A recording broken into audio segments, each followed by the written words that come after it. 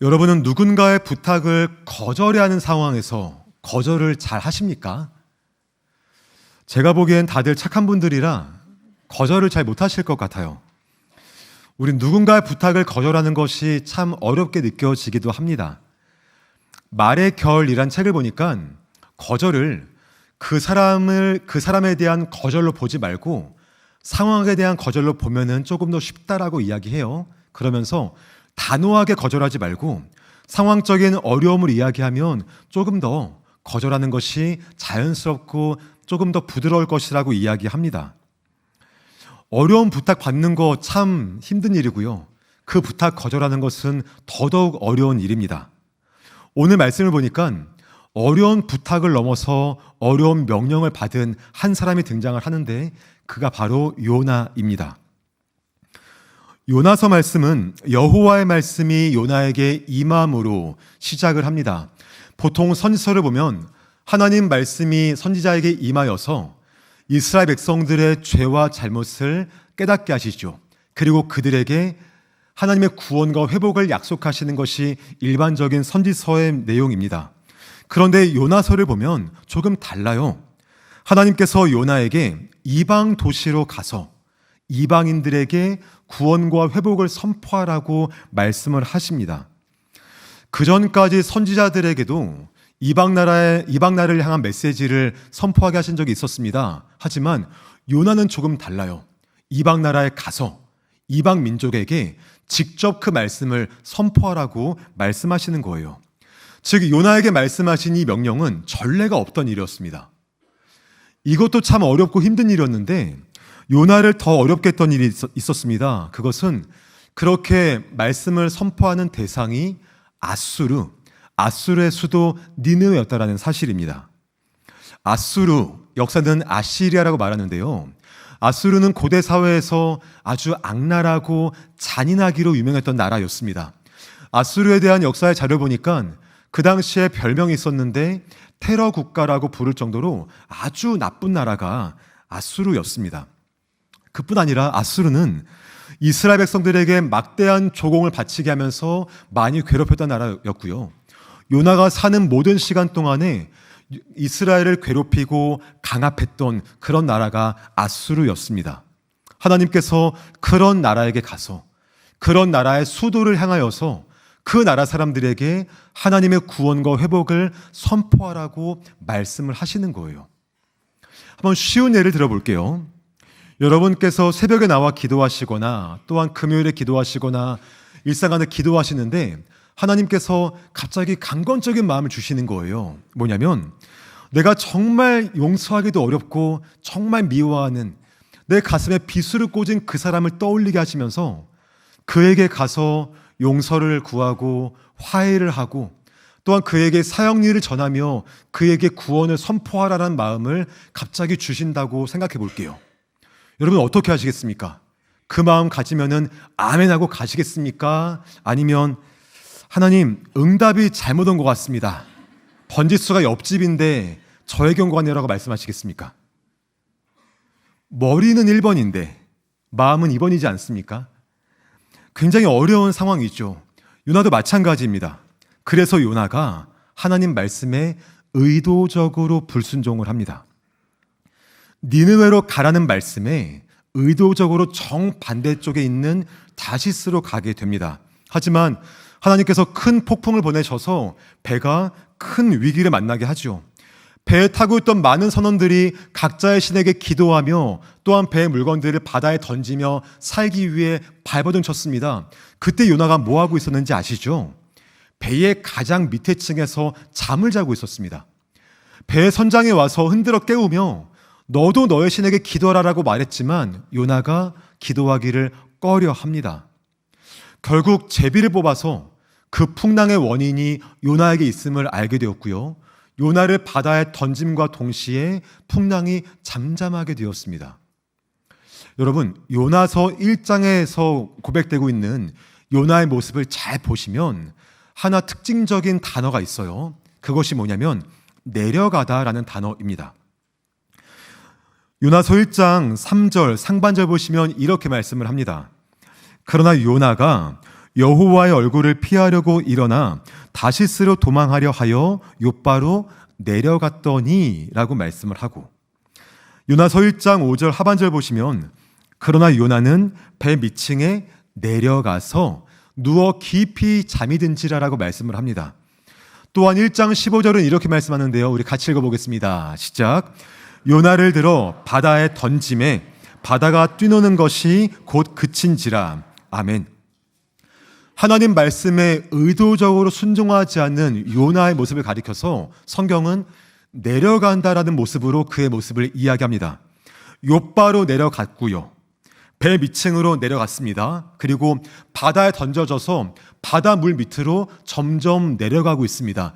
이것이 요나의 지금 현재의 모습이에요. 점점 밑으로 내려가는 요나에게 어떤 일이 발생했는가?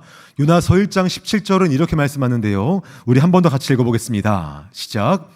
여호와께서 이미 큰 물고기를 예비하사 요나를 삼키게 하셨으므로 요나가 밤낮 3일을 물고기 뱃속에 있으니라. 아멘. 요나의 몸이 바다에 던져지게 되었고 그 몸이 점점 밑으로 내려가고 있을 때 하나님은 이미 큰 물고기를 예비하사 요나를 삼키게 하십니다. 여기에 예비하사라는 말씀을 좀 더 연구해 보니까 사명을 부여하다, 임명하다 그런 의미가 있습니다. 무슨 말이냐면 하나님께서 요나를 삼킬 것에 대한 사명을 큰 물고기에게 부여하셨고 큰 물고기는 그 사명으로 임명받아서 요나를 삼켰던 거예요. 그냥 그 주변 가다가 요나를 삼킨 우연히 먹은 것이 아니라 하나님의 계획 속에 물고기가 사명을 받아서 요나를 삼킨 것이라고 우리에게 말씀해 주고 있습니다. 여러분, 보통 물고기가 사람 뱃속에 있는 것이 정상입니다. 날로 먹든 구워 먹든 쪄서 먹든 물고기가 사람 배에 있는 게 정상이지 사람이 물고기 배에 있는 게 정상은 아니지 않습니까? 지금 뭔가 굉장히 정상적이지 않은 일들이 벌어지고 있는 거예요. 그러면 큰 물고기 뱃속에 있던 요나의 상황이 어땠는가 한번 상상해 볼게요. 물고기 뱃속이랍니다. 깜깜했겠죠. 물고기 뱃속이랍니다. 뭔가 축축했겠죠. 뭔가 물컹물컹했겠죠. 또 물고기가 어제 먹었던 그런 먹이들이 여기저기 떠다녔겠죠. 소화되느라 악취가 가득했겠죠. 그런 곳에 지금 요나가 있는 거죠. 어쩌면 요나는 이 물고기 뱃속에서 죽을 준비를 했을지도 모르겠습니다. 또한 견디기 어려워서 죽고 싶었을지도 모르겠습니다. 하지만 너무 야속한 것은 그렇게 힘들고 견디기 어려운 장소에서 다음날 아침을 또다시 맞이했다라는 사실이에요. 17절 보니까 요나가 밤낮 3일을 물고기 뱃속에 있었다라고 말씀을 합니다. 성경은 그저 3일 동안 물고기 뱃속에 있었다라고 말할 수도 있었겠지만 밤낮 3일이라고 이야기해요. 뭘 말하고 싶은 거냐면 요나에게 그 시간이 정말 길었다라는 거예요. 그 시간이 정말 느리게 하고 힘들었기 때문에 밤낮 3일이란 시간 동안 요나는 너무 힘들었던 것을 강조하고 있는 것입니다. 요나에게 이 시간이 얼마나 힘들었는가? 2장 2절은 이렇게 말씀합니다. 이르되 내가 받는 고난으로 말미암아 여호와께 불러 아뢰었더니 주께서 내게 대답하셨고 내가 스올의 뱃속에서 부르짖었더니라고 말씀을 합니다. 여러분, 스올이 어떤 곳인지 아시죠? 스올은 죽은 사람이 가는 곳을 의미하는 곳입니다. 특별히 구약 성경에서 스올은 절망의 자리, 죽음의 자리가 스올입니다. 예를 들어서 시편 16편 10절 보시면 다윗이 이렇게 고백을 해요. 이는 주께서 내 영혼을 스올에 버리지 아니하시며 주의 거룩한 자를 멸망시키지 않으실 것임이니이다 라고 말씀을 합니다. 주께서 내 영혼을 스올에 버리지 아니하시며, 그러니까 스올은 나의 영혼이 버림당하는 장소예요. 스올은 나의 인생이 주저앉는 장소입니다. 따라서 요나가 물고기 뱃속에서 보냈던 3일의 시간은 자신의 영혼이 버림당하는, 나의 인생이 정말 끝나버리는 그러한 절망적인 시간을 맞았던 것을 우리에게 말씀해주고 있습니다. 나의 영혼이 버림을 당하고요, 나의 인생 가운데 살 소망이 없는 그러한 현장 속에서 요나가 서 있죠. 그것도 너무 어려운데 더 어려운 것은 그렇게 잠이 들고 눈을 떴을 때 또다시 그 장소라는 것이 너무 힘들지 않겠습니까? 여러분은 어떠하십니까? 여러분에게 물고기 뱃속 같은 장소는 어디십니까? 누군가에게는 가정이 그렇게 느껴지는 분도 계실 거예요. 정말 따뜻하고 화목해야 될 가정이지만 무언가 가정의 아픔 때문에, 무언가 가정의 어려움 때문에, 또한 감정의 그런 문제 때문에 가정을 바라볼 때 참 마음이 힘든 그런 분도 계실 거라 생각이 들어요. 또 누군가에게는 직장과 일터가 그러하지 않겠습니까? 당장 내일 다시 가야 하는 그 일터 너무 힘들게 느껴지는 분도 계실 겁니다. 한 책을 보니까 월급의 진짜 의미라는 글이 있었는데 그 글을 봤더니 월급에는 많은 것들이 포함되어 있대요. 그러면서 상사의 습관적인 짜증에도 화내지 않고 인내하는 나의 노력에 대한 보상도 월급에 포함되어 있고, 또 신입사원의 이해할 수 없는 사고방식을 존중하고 알아주는 나의 애씀에 대한 노력도 월급에 포함되어 있다고 합니다. 그만큼 직장과 일터는 우리에게 쉽지 않은 공간이고 우린 내일 또 그곳으로 나아가야 하죠. 아니면 지긋지긋한 육체의 고통이나 아픔, 질병이 우리에게 물고기 뱃속 같은 분도 계실 거예요. 오늘도 그 아픔 가운데 어렵게 잠이 들었는데 내일 눈을 떴을 때 동일한 고통이 나를 깨워줄 때 우린 너무 힘들지 않습니까? 우리는 다양한 삶의 어려움과 문제로 말미암아 물고기 뱃속 같은 시간들을 보내는 분이 계실 거예요. 죽을 만큼 힘들고 나의 영혼이 버림받은 듯한 스올의 뱃속 같은 시간들, 환경에서 우리가 살아가는 분들도 많이 계실 거라 생각이 듭니다. 그런데 정말 이해하기 어려운 것이 있는데요. 요나가 죽고 싶을 정도로 힘들었던 그 장소, 그의 영혼이 버림받은 듯한 그러한 장소를 하나님께서 이미 예배하셨다는 것을 우리가 이해하기 참 어려운 것입니다. 그러면 한 가지 질문이 생기죠. 하나님은 왜 요나에게 이러한 고통의 시간을 예배하셨을까? 하나님은 왜 요나로 하여금 그러한 인생의 바닥을 치게 할까? 이러한 질문 생기지 않으십니까? 그에 대한 이유가 요나서 2장 1절 말씀에 나와 있는데요. 우리 함께 읽겠습니다. 시작. 요나가 물고기 뱃속에서 그의 하나님 여호와께 기도하여. 아멘. 하나님께서 요나에게 물고기 뱃속의 시간, 죽고 싶을 정도로 힘이 들고 내 영혼이 버림받은 듯한 그러한 고통의 시간을 허락하신 이유는 요나의 입술로 하여금 다시 한번 하나님께 기도하게 하시기 위함이라고 말씀해주고 있는 것입니다. 본문 말씀 2장 1절에서 요나가 하나님께 기도한 것은 굉장히 중요한 내용이에요. 요나서 전체에서 아주 중요한 말씀입니다. 왜냐하면 요나는 지금까지 기도하지 않았거든요. 요나는 지금까지 기도하기를 꺼렸거든요. 요나는 지금까지 기도하는 것을 주저했거든요. 그랬던 요나가 다시금 하나님께 기도하기 때문에 너무 중요한 메시지예요. 니느웨로 가라는 말씀을 들었을 때 하나님께 기도하지 않고 의도적으로 다시스로 갔던 요나였습니다. 풍랑을 통해 그에게 알게 하셨지만 선장에 와서 기도하라 말했음에도 불구하고 요나는 기도하기를 꺼려했던 사람이었습니다.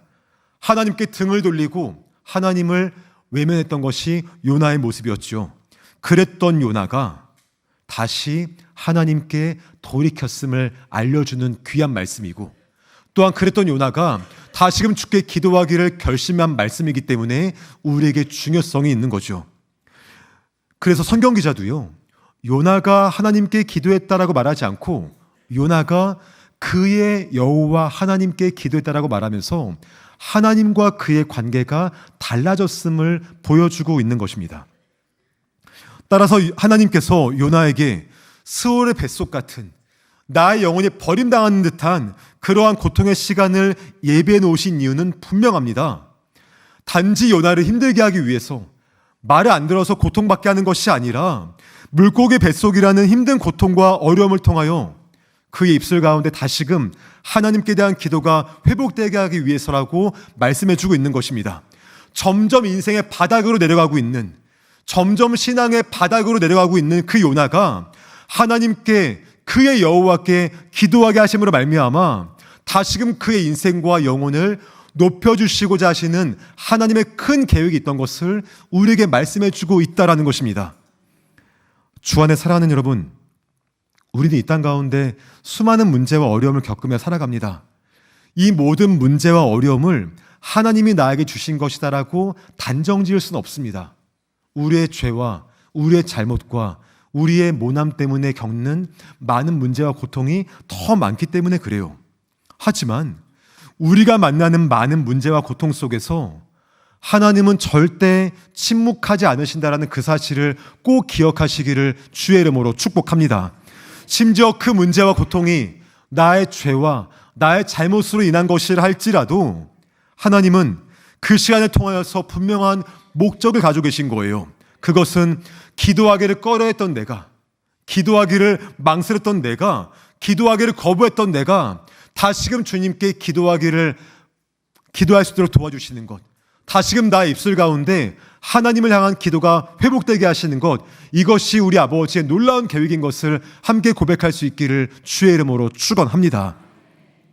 C.S. 루이스가 쓴 고통의 문제라는 책을 보니까 이런 문구가 있어요. 하나님은 우리의 기쁨 가운데 속삭이시고 양심 가운데 말씀하시지만 고통 가운데서 외치신다.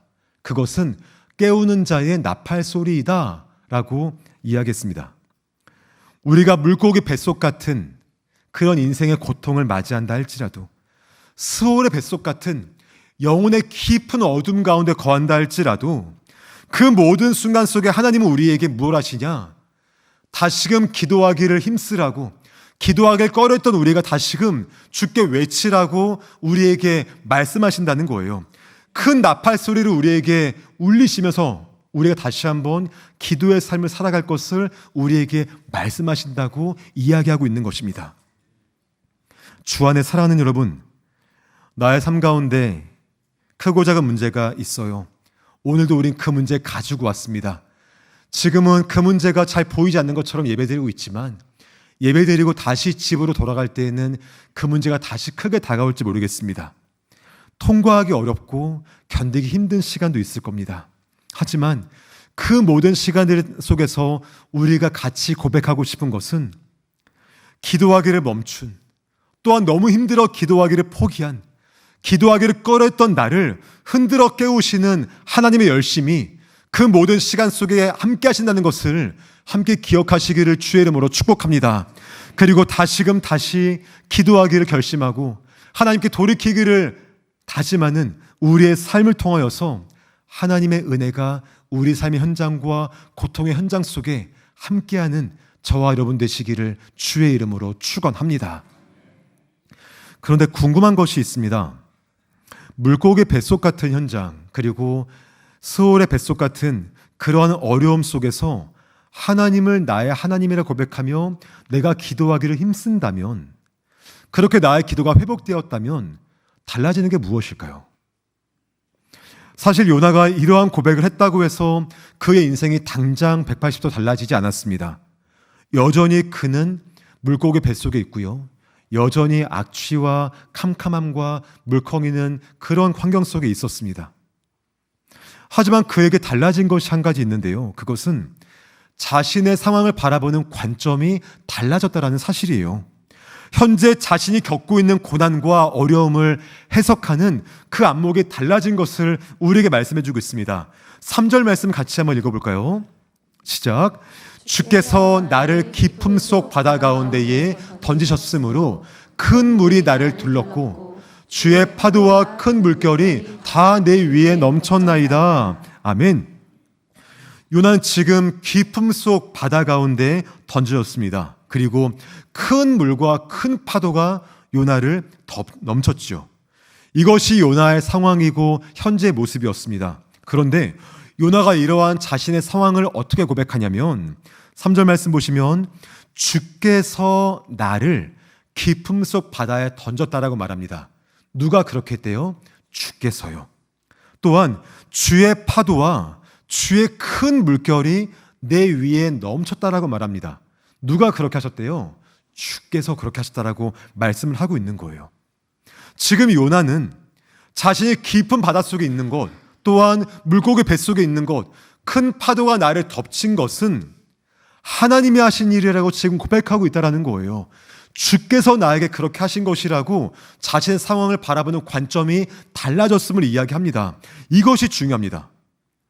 비록 나의 삶이 물고기 뱃속에 있다 할지라도, 영혼이 버림받은 스올의 뱃속 같은 환경 속에 있다 할지라도 그 모든 상황들을 주께서 인도하시기 때문에 그 모든 환경 속에서 주님이 나와 함께 하실 것이며, 더 나아가 그 모든 위기를 주께서 인도하며 또 해결하실 것을 믿는 믿음이 요나의 고백 속에 담겨 있다는 것입니다. 즉 하나님의 계획과 섭리가 자신의 인생 속에 있다는 것을 요나가 고백하게 되었던 겁니다.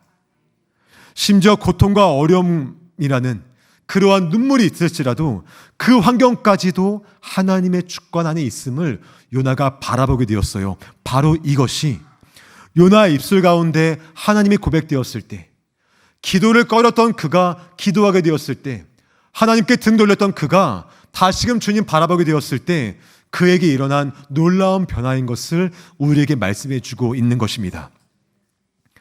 사도 바울은 이러한 하나님의 섭리와 계획에 대해서 이렇게 말씀을 하는데요. 로마서 11장 33절입니다. 깊도다 하나님의 지혜와 지식의 풍성함이요, 그의 판단은 헤아리지 못할 것이며 그의 길은 찾지 못할 것이로다 라고 말씀을 합니다. 하나님의 섭리라는 것, 그분의 주권이라는 것은 우리가 감히 헤아릴 수 있는 것도 아니며 우리가 감히 판단할 것도 아니라는 거예요. 하나님의 풍성한 지혜와 지식이 나의 삶 속에 그분의 섭리라는 방법을 통해 흘러갈 때 그분의 인도하심에 나의 삶이 있고, 때로는 나의 고통과 어려움까지도 그분의 계획 속에 있음을 믿고 나아가는 것, 이것이 하나님의 섭리를 믿는 믿음의 고백이라고 우리에게 말씀해 주고 있는 것입니다. 요나의 입술 가운데 하나님이 고백되어졌을 때 그때 자신의 삶이 섭리 가운데 있음을 발견하게 되었고요. 그런 요나가 이제는 이러한 고백을 합니다. 우리 4절 말씀 같이 한번 읽어볼까요? 시작. 내가 말하기를 내가 주의 목전에서 쫓겨났을지라도 다시 주의 성전을 바라보겠나이다 하였나이다. 아멘. 여러분, 구약 성경에서 성전이 어떤 곳인지 아실 거예요. 하나님의 임재가 있는 곳입니다. 하나님의 용서가 있고 하나님이 주시는 회복이 있고 하나님과의 깊은 교제가 있는 곳이 성전입니다. 요나가 말하기를 그러한 성전을 바라보겠습니다 라고 이야기하고 있어요. 얼마 전까지만 해도 그 성전이 있는 곳을 등지고 갔던 요나였습니다. 하나님의 임재, 그것이 너무 싫어서 기도하기를 꺼려했던 요나였습니다. 하지만 이제는 성전 바라보고 주님 계신 그곳 바라보고 자신이 걸어가겠다라고 고백하고 있는 거예요. 설령 그러한 삶을 살아감에 있어서 실패하고 주저앉고 낙심한다 할지라도 다시 주의 성전 바라보고 또 다시 주의 전 바라보고 나아가겠다고 요나가 고백하고 있는 것입니다. 주 안에 사랑하는 여러분, 믿음으로 사는 것 참 어렵지 않습니까? 성도로 사는 것, 성화의 삶을 사는 것 정말 어렵지 않습니까? 그런 삶을 살다가 하나님께 실망할 때도 있고, 또한 우리의 죄 때문에 고난당할 때도 있고, 좀 더 솔직히 말씀드리면 매 순간 넘어지고 실패하는 것이 우리의 진짜 모습이지 않습니까? 그런데요, 넘어져도 괜찮습니다. 실패해도 괜찮습니다. 다만 넘어지고 실패하더라도 십자가 쪽으로 넘어지시고요, 주의 성전 쪽으로 넘어지시기를 주의 이름으로 부탁드립니다. 그래야만 다시 주의 성전 바라볼 수 있고, 그래야만 또 다시 십자가 바라보고 일어날 수 있으니, 넘어지고 실패한다 할지라도 주님 전 쪽으로, 주의 성전 쪽으로, 십자가 쪽으로 나아갈 수 있는 은혜 역사가 우리 모든 삶 속에 가득하시기를 주의 이름으로 축원합니다. 한 주간 살아가는 우리의 인생 속에서 나의 삶이 하나님의 섭리와 그분의 계획 안에 있음을 고백하는 저와 여러분 되시기를 주의 이름으로 축복합니다. 때로는 삶의 자리에서 넘어지고 실패한다 할지라도 다시 주의 성전 바라볼 수 있고, 또 우리가 낭망하고 주저앉는다 할지라도 또 다시 주의 십자가 쪽 바라보고 나아갈 수 있는 믿음의 은혜가 우리 모두에게 함께 하시기를 주의 이름으로 축복합니다. 그래야만 우리가 다시금 주님과 걸어갈 수 있으니 그 귀한 믿음으로 한 주간 살아가는 우리 모두가 되시기를 주의 이름으로 축원합니다. 말씀을 정리하겠습니다. 우리는 요나의 이야기를 들을 때마다 물고기 뱃속에서 어떤 일이 있었는가 되게 궁금합니다. 하지만 우리가 진정 기억할 것은 물고기 안에서 일어난 일이 아니라 요나 안에서 일어난 일인 것을 우리가 꼭 기억해야 되죠. 큰 물고기 뱃속에서 일어난 요나의 내면적인 변화는 하나님께 대한 감사로 마무리를 짓게 됩니다. 우리 9절 말씀 한 번 더 같이 읽어볼까요? 시작. 나는 감사하는 목소리로 주께 제사를 드리며 나의 서원을 주께 갚겠나이다. 구원은 여호와께 속하였나이다 하니라. 아멘. 고통 가운데 하나님을 향한 기도가 회복되었습니다. 그리고 고통 가운데 자신의 삶에 대한 하나님의 섭리를 알게 되었습니다. 고통 가운데 주의 성전 바라볼 것을 다시금 요나가 고백했어요. 그러자 요나가 하나님께 감사함으로 고백합니다. 이것이 요나의 고백의 마지막이에요. 주 안에 사랑하는 여러분, 삶의 어려움과 문제 속에서 우리의 기도가 다시 한번 회복될 수 있으시기를 주의 이름으로 축복합니다. 기도하기를 꺼려했던, 기도하기를 망설였던 우리의 모습이 있다면 다시 한번 주께 기도할 수 있는 우리의 입술에 축복이 있으시기를 주의 이름으로 축원합니다. 또한 그 모든 시간과 주께 간구함을 통하여 나의 삶과 나의 모든 시간들이 하나님의 섭리 안에 있음을 고백할 수 있는 믿음의 안목을 가지시기를 주의 이름으로 축원합니다. 그러한 삶 가운데 때로는 넘어진다 할지라도 주의 성전 바라보고 십자가 바라보고 다시 한번 일어날 때 요나와 같은 감사의 고백이 우리의 삶 속에 울려 퍼짐으로 말미암아 한 주간 살아가는 우리의 모든 삶 속에서 하나님만 높임받고 다시 주의 성전으로 나아가는 귀한 믿음의 삶을 살아가는 우리 모두가 되시기를 주의 이름으로 축원합니다. 기도하겠습니다. 사랑하는 아버지, 감사합니다. 삶의 많은 어려움과 고통과 또한 많은 눈물이 있습니다만 그 모든 상황들 속에서 하나님께 기도하기를 꺼려했던 내가, 그런 나의 모습이 있다면 다시금 주님께 기도하며 다시금 나의 입술 가운데 주를 향한 고백이 회복될 수 있도록 주께서 은혜를 더하여 주옵소서. 그러한 고백으로 말미암아 나의 모든 삶이 주의 섭리 안에 있음을 믿고 나아가는 귀한 믿음의 성숙함이 있기를 간절히 소망합니다. 또한 주님, 그 귀한 은혜 가운데 때로 넘어지고 주저앉는다 할지라도 다시 주의 성전을 바라볼 수 있고 또 다시 십자가 바라볼 수 있는 믿음의 은혜가 우리 삶 속에 임하여서 우리의 모든 삶을 통하여서 하나님께 대한 감사함이 올려질 수 있고 나의 모든 삶을 통하여 우리 아버지만 영광 받으시는 그 귀한 믿음의 삶을 살아가도록 주께서 인도하여 주옵소서. 그렇게 역사하실 아버지를 기대하고 또한 감사드리며 예수님의 이름으로 기도합니다. 아멘.